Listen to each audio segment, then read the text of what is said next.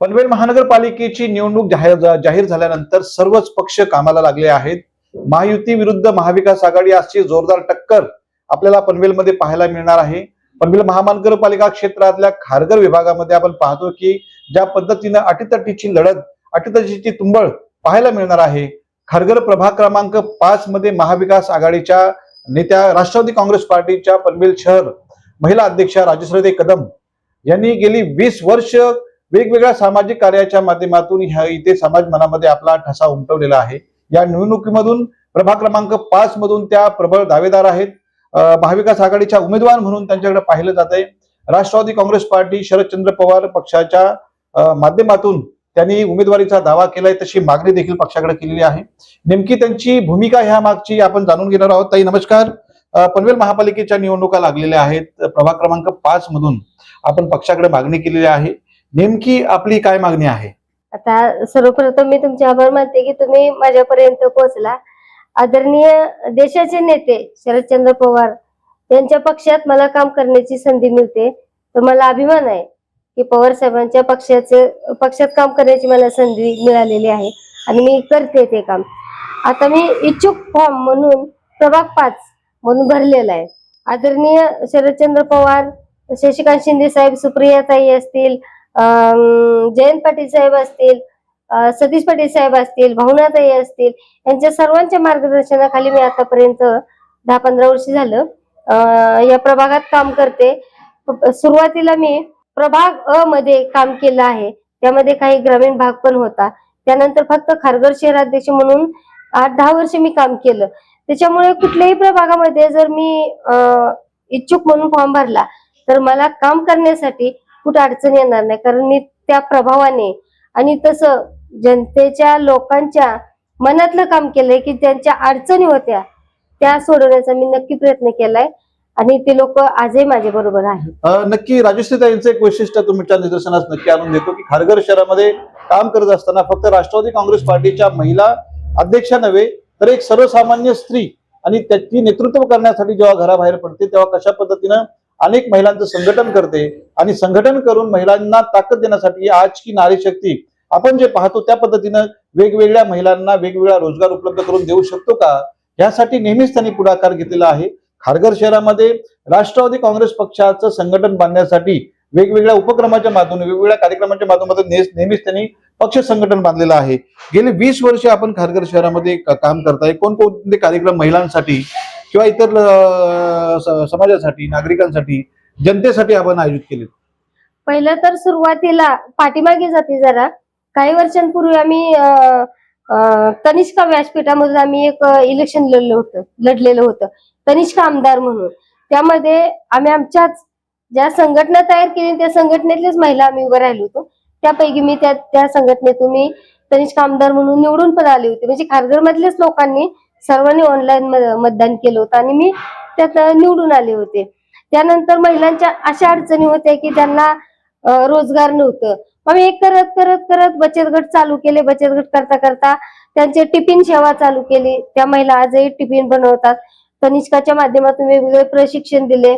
आज इथं खारघर सेक्टर 12 मध्ये एक 4-5 महिला आहेत की त्या LED लाईट बनवतात आणि ते लाईट बनवून सुद्धा त्यांचे रोजगार चालू आहेत. म्हणजे त्यांना ते विक्री करून ते मिळतं. अनेक ठिकाणी ज्या महिला स्वतः प्रोडक्ट बनवतात त्यांना कुठं स्टॉल मिळतोय का, स्टॉल लावायला जागा भेटते का, ह्या प्रयत्नात सातत्याने असतो आम्ही. घरकाम करणाऱ्या महिला, विधवा महिला, अपंग महिला, विविध घटकातल्या महिला माझ्या सोबत आहेत. त्या महिलांच्या काय अडचणी आहेत, त्यांच्या अडचणी जाणून घेऊन मी त्यांच्यासाठी काय करू शकते, ह्यासाठी मी रात्रंदिवस माझ्या डोक्यात ते असतंच की आपण यांच्यासाठी काय करू शकतो. जे जे मला शक्य आहे ते मी त्यांच्यासाठी करण्याचा प्रयत्न करते. घरकाम करणाऱ्या महिला आहेत त्या आता घरातून त्यांना पोळी भाजी केंद्र चालू करतात, पण बाहेर त्यांना करता येत नाही. खरं तर आमदार प्रशांत ठाकूर साहेब यांनी एक मुद्दा संसदेमध्ये मांडला होता की फेरीवाले हटवा. परंतु कसं झालेलं आहे, फेरीवाले हटवा हे साहेबांचं म्हणणं बरोबर होतं. आमदार साहेबांनी मुद्दा बरोबर मांडला, पण ते एक म्हण आहे ना, गव्हासहित किडे रगडले जातात, असं काहीतरी एक म्हण आहे. तर तसं काय झालं, जे स्थानिक लोक होते किंवा आपले महाराष्ट्रीयन लोक होते ते लोकांचं जे फेरीवाले मग जिथं ते बसत होते त्यांनाही ते उठवलं गेलं. परंतु महाराष्ट्रीयन लोक रस्त्यावरती जेव्हा बसतात त्यावेळेला ते घाबरतात, कारण त्यांचं लगेच ते उचलून नेलं की ते पुन्हा जमवायला त्यांना जमत नाही. आणि परप्रांतीय लोक जे असतात ना ते सोडत नाहीयेत, ते आपोआप आज त्यांना हाणलं मारलं काही केलं तर उद्या तिथंच येऊन बसतात. तर ते आमदारांनी बाजार हटवा हे केलं बरोबर आहे, पण जिथं बाजार हटवला तर तिथं भूमिपुत्र किंवा इथले स्थानिक लोक आहेत त्या फेरीवाल्यांसाठी त्यांनी काय व्यवस्था केली? आणि जी व्यवस्था आता मागच्या आठवड्या 8-10 दिवसामध्ये त्यांनी काहीतरी केलेलं आहे, मार्केट उभं केलेलं आहे, पण ते जुनच मार्केट आहे, जुनीच लोक आहेत, त्यात नवीन लोक कुठे आहेत? जे त्यांची खास होती, त्यांना ते निवडून देण्यासाठी मदत करत होती, तेच लोक मार्केटमध्ये बसवलेत.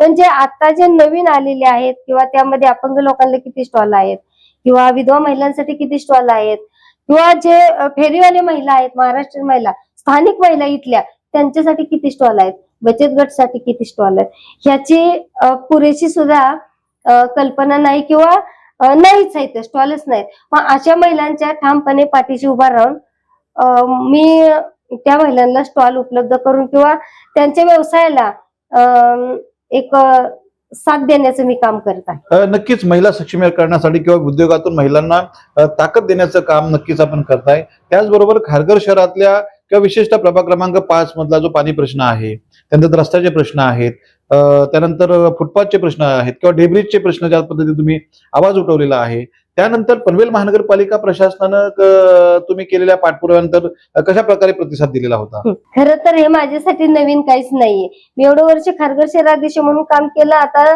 जिल्हाध्यक्ष म्हणून काम करते. जे खारघरची परिस्थिती आहे ती पूर्ण जिल्ह्यात परिस्थिती आहे. मला वाटतं की एक नाही आता 2 आमदार आहेत, त्यांनी जिल्ह्यातल्या प्रत्येक रस्त्यावर जाऊन बघावं, त्यांची गाडी किती वेळा आदळते, त्यांची गाडी सुद्धा आदळतच राहणार, कारण त्यांच्या ते लक्षात येईल की बाबा इथे रस्ते नाहीयेत.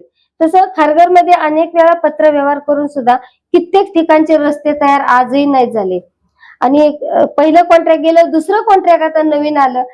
मला वाटतं 4 महिने एक रस्ता टिकतोय, 4 महिन्याला रस्ते बांधले जातात. इथून एवढे चालू करेपर्यंत मागचं ते रस्ते खराब झालेले. जे नवीन रस्ते बांधले त्याचा दर्जा काय आहे हे सुद्धा कुठेतरी पाहिलं पाहिजे, कारण जो जुने रस्ते होते ते आजपर्यंत अजून पण आहेत आणि आता नवीन आलेले रस्ते 1-2 महिन्यातच लगेच जातात.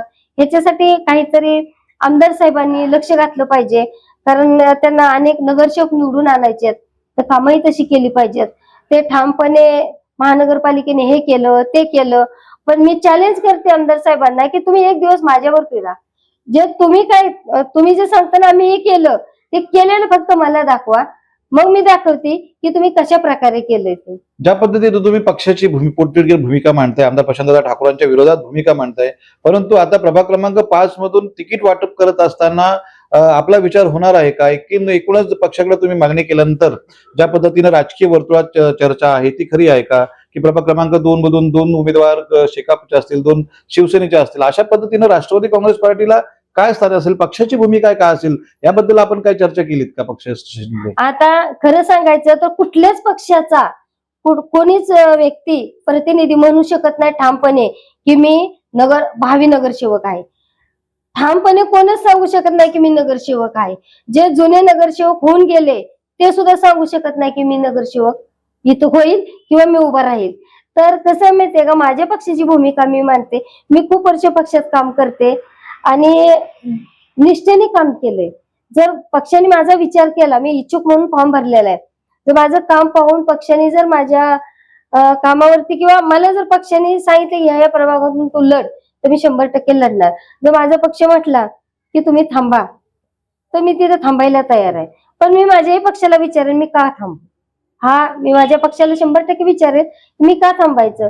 विचारायला महाविकास आघाडीचा, अजून महाविकास आघाडीच्या मिटिंगी चालू आहेत. जर महाविकास आघाडीतून आम्हाला ऍडजस्ट नाही केलं तर मी एक जिल्हाध्यक्ष आहे म्हणून सांगते की आम्ही स्वतंत्र लढण्याचा तशी तयारी ठेवलेली आहे.